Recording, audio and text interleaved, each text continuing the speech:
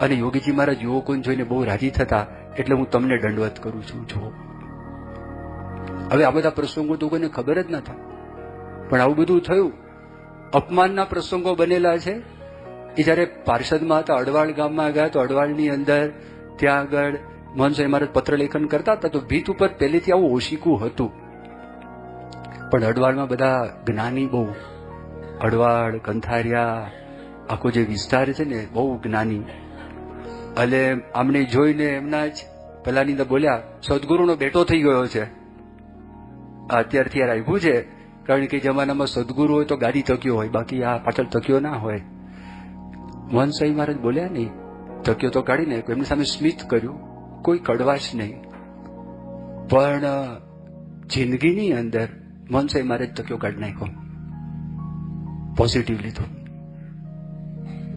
પછી પ્રમુખ સ્વામી મહારાજ